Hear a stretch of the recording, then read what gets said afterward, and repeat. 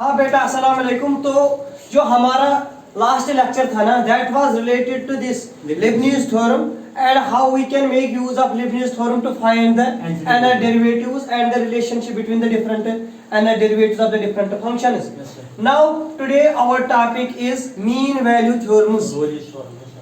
तो जो mean value theorems है ना, इसमें आपके सिलेबस में 2-3 थ्योरम मेंशन है। First one is called Rolle's theorem,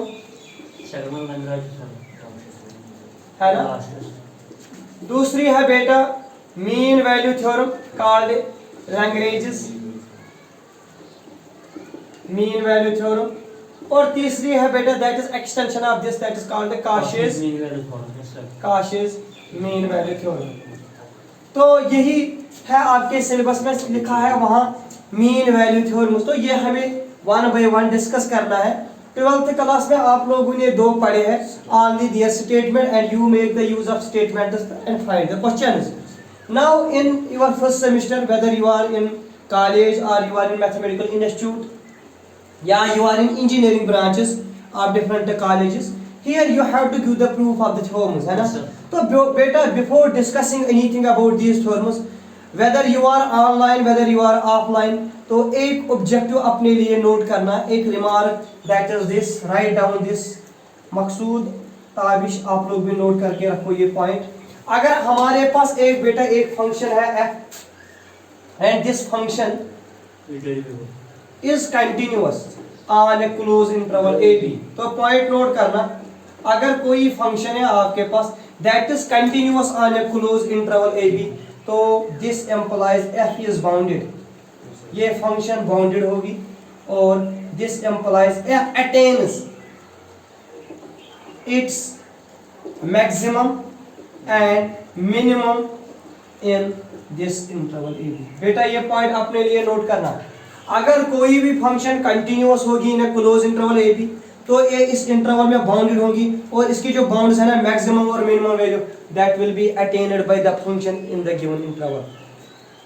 this was the remark which you have to note down.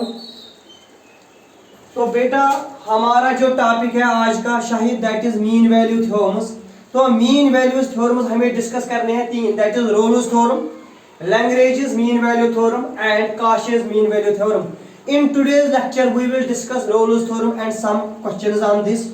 But before going on this, I recommended you people to note down an important remark. That is this: whenever a function is continuous on a given interval AB, close interval, इस interval में ये फंक्शन bounded होती है और इसका maximum और minimum value ये अटेन करती है विद इन दिस इंटरवल। ठीक है, now we will move on our topic that is called Rolle's theorem. तो सभी लोग कंसंट्रेट करेंगे बोर्ड पे, वेदर यू आर ऑफलाइन और वेदर यू आर ऑनलाइन, तो सभी लोग देखना क्या है। आप लोगों ने अपने 12th क्लास में पढ़ा है अपने अपने मैथ टीचर से रेस्पेक्टिव प्लेसेस पे रोल्स थ्योरम के बारे में। तो इसका सबसे पहले स्टेटमेंट,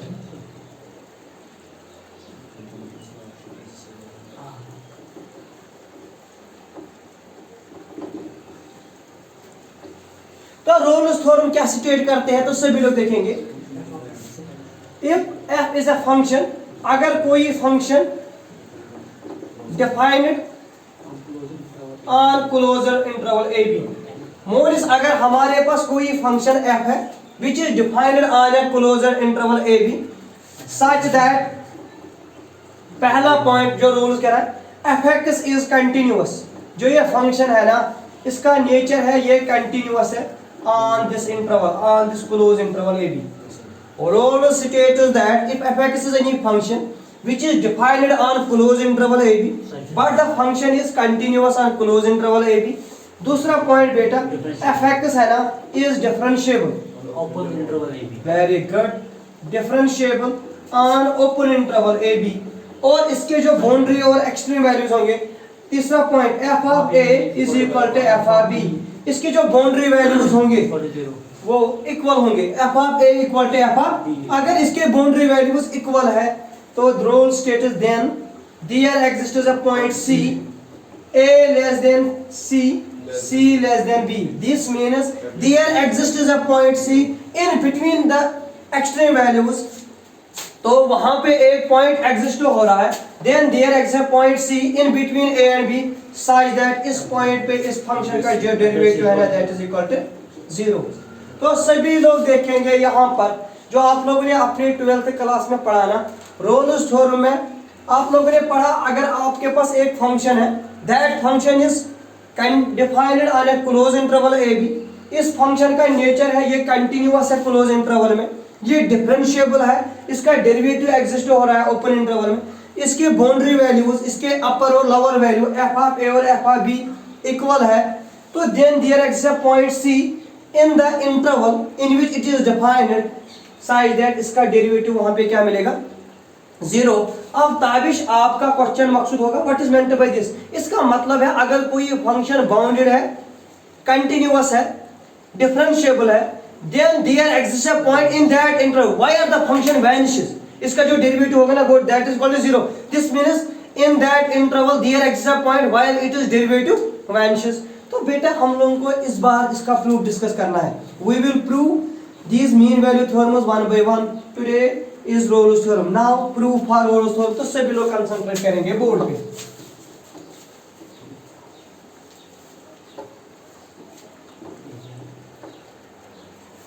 तो प्रूफ पे क्या है, प्रूफ ऑफ रोल्स थ्योरम। अब स्टेटमेंट हर एक को याद है ना, तो बेटा जब भी हम इसका प्रूफ डिस्कस करेंगे ना हमारे पास दो केसेस अराइज होते हैं। केस नंबर फर्स्ट में डिस्कस करूंगा, हमारे पास दिया है we have F is defined on close interval A B, है ना मकसूद।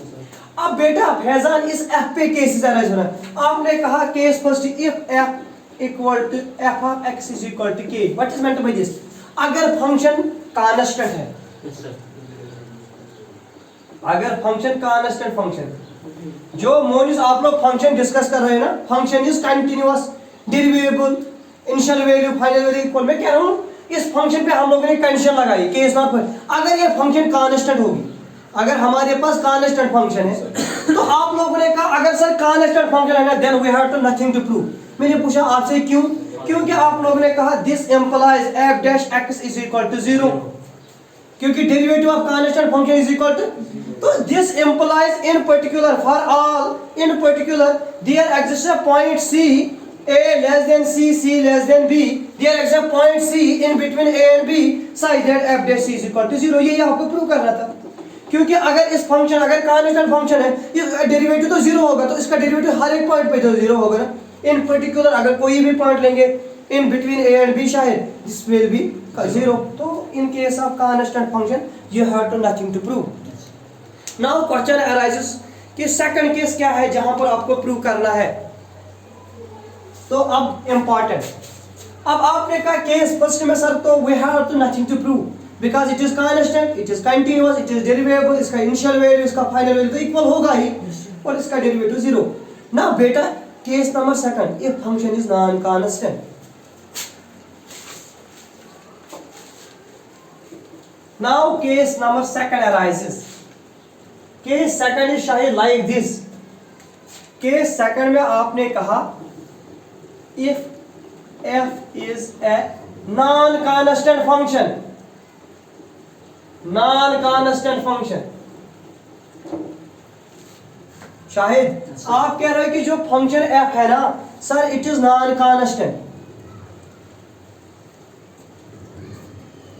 since by given statement f is continuous on closed interval a b, तो मुझे बताना आप में से कोई whether you are online offline, f continuous है on closure interval A b, what this implies, तो आपने कहा this implies f is bounded, अभी आपने कहा एफ इज बाउंडेड, और मोनिस अगर ये बाउंडेड है आपने कहा this implies F attains, very good, attains it is maxima and minimum value in the interval A B, in the interval. तो आप लोगों ने कहा let capital M and small M be its maximum and minimum value in close interval A B respectively. आपने कहा sir capital M represent कर रहा है इसका मैक्सिमम वैल्यू, स्मॉल एम कर रहा है रिप्रेजेंट इसका मिनिमम वैल्यू।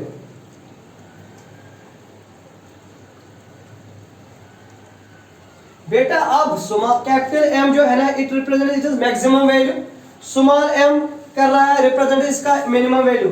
लेकिन मिसबा जो फंक्शन है ना it is non constant, it is non constant. तो इसका मतलब है अगर ये नॉन कांस्टेंट है तो this since F is non constant, अगर ये नॉन कांस्टेंट है मकसूद तो इसका मतलब है इसका मैक्सिमम और minimum value at least one value is different from common value. Since F is non constant, अगर ये नॉन कांस्टेंट है this implies the common values that is fa is equal to fb is different from maximum value और minimum value से, है ना मकसूद। अगर ये non constant है जो कॉमन वैल्यू है इसका जो गिवन कंडीशन है f of a is equal to f of b तो वो डिफरेंट होगा ना मैक्सिमम या मिनिमम से। तो आपने कहा ये पॉसिबल, अगर पॉसिबल है सपोज हमने किया sir f of a equal to f of b is not equal to capital M, तो हमने माना जो कॉमन वैल्यू है ना that is different from the maximum value. बेटा अगर किसी को कोई डाउट है मैं यहीं पे हूं तो बताओ, यहां तक क्लियर? ओके बेटा अब आपने कहा कि जो एफ ए और एफ बी कॉमन वैल्यू है ना it is different from maximum value, then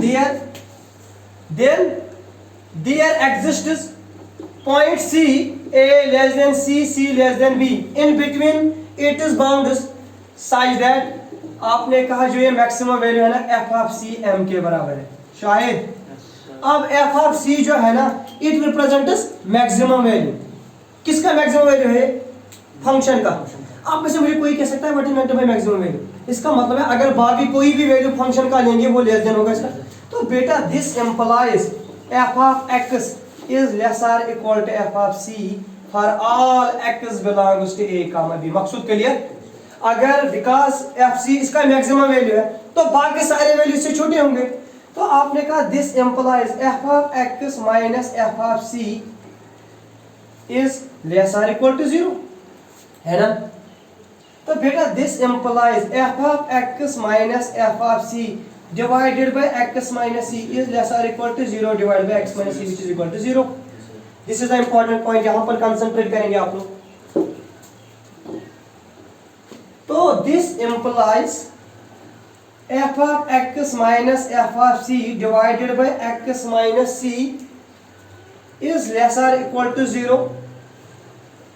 This implies f dash c is lesser equal to 0। This आपने रखा इसका equation because this is the definition limit x tends to c, this is called what we call the derivative। तो f dash c क्या मिला? lesser equal to 0। बेटा मुझे बताना मोनिस अगर मैं ऐसे लिखूंगा limit x tends to c f of x minus f of c divide by लिखूंगा c minus x, तो आपने कहा दिस केस में ये तो ग्रेटर और इक्वल टू 0 मिलेगा, तो this implies minus times f of c is greater or equal to 0, है ना। तो बेटा या यहां पर कंसंट्रेट करना, आपने कहा f dash c is lesser or equal to 0 कब? जब आपने कहा x minus c greater or equal to 0, ये कंडीशन लगाई यहां पर x minus c is greater or equal to 0। और मकसूद आपने यहां पर चेंज किया, आपने कहा f of limit x tends to c f of x minus f of c divided x minus c is greater or equal to 0। This implies x minus c जो इस वक्त है ना that is lesser or equal to 0 negative times. तो बेटा this implies f dash c is lesser or equal to 0।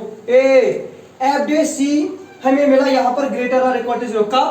जब x minus c lesser or equal to 0, और f dash c मुझे मिला lesser or equal to 0 कब?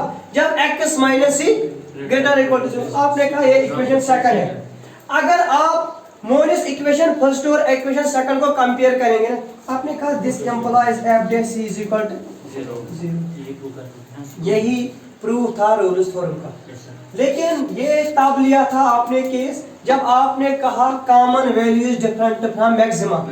इन the similar case अगर हम लेंगे F of A is equal to F of B is different from minimum value, we can proceed in the same manner, we will get F dash C is equal to 0। This is the proof of Rolle's theorem. Yes, sir.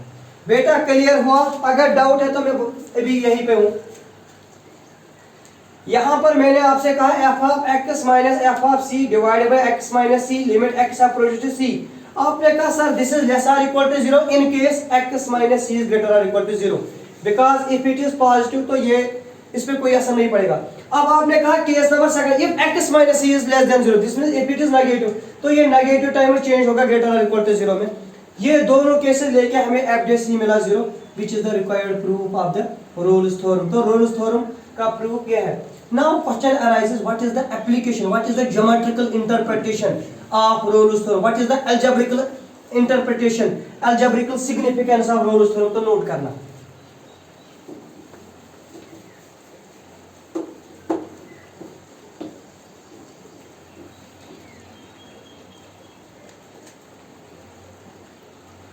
algebraic significance of Rolle's theorem। ये पिछले जब इनका था ना first semester वालों का MCQ type का exam, तो उनको ये क्वेश्चन मिला था सिग्निफिकेंस क्या है रोल्स थ्योरम की। तो सभी लोग देखना, अगर मोनिस हमारे पास एक पॉलिनोमियल है F of x represents polynomial, Maqsood जो एफ एक्स है ना ये क्या कर रहा है रिप्रेजेंट पॉलिनोमियल।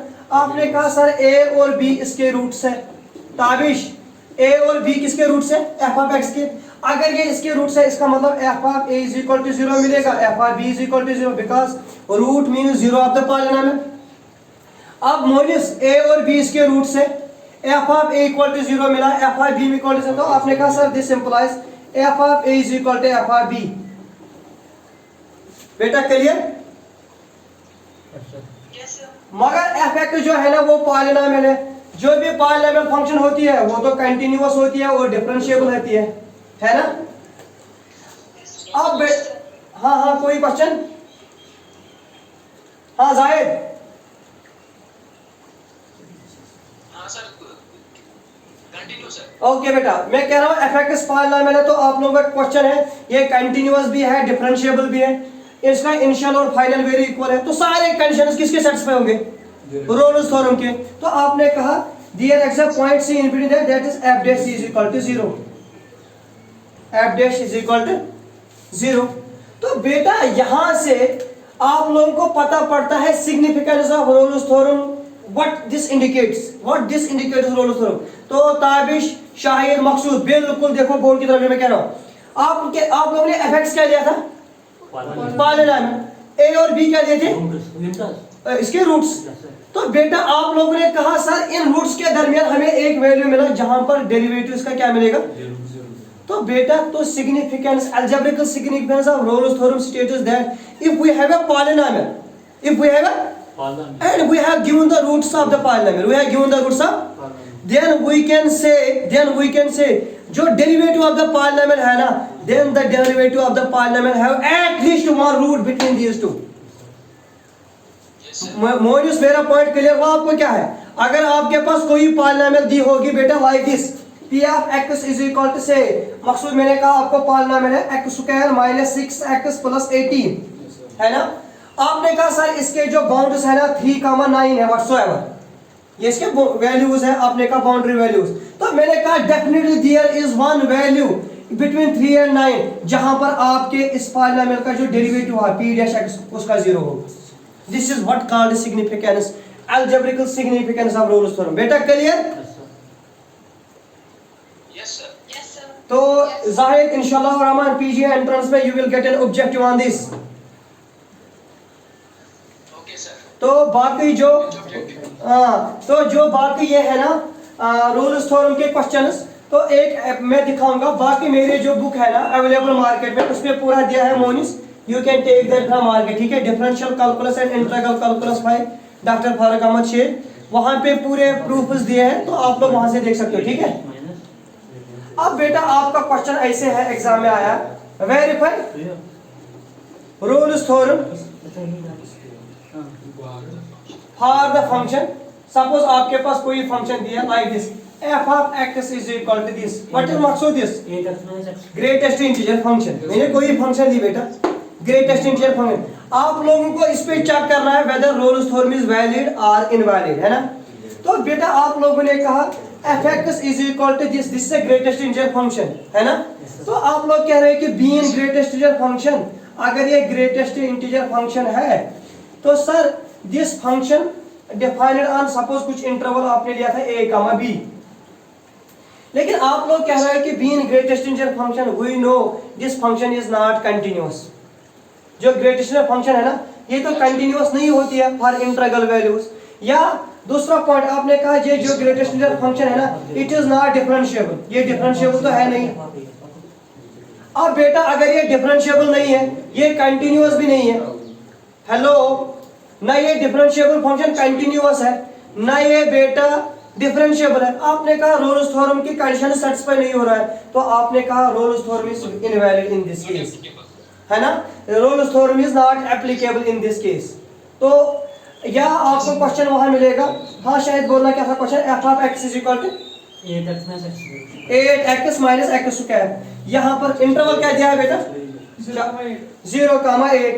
तो यहाँ पर आपने कहा कि सर जो क्वेश्चन है f of 8x में x स्क्वायर ये पॉलिनोमियल है, being polynomial it is continuous. तो पहला पॉइंट आप लोगों ने कहा कंटिन्यूअस है ही। इसके बाद आपने कहा अगर हम इसका डेरिवेटिव निकालेंगे दैट इज 8 minus 2x, और अगर हम 0 और 8 के दरमियान कोई भी वैल्यू देंगे तो ये एग्जिस्ट हो रहा है।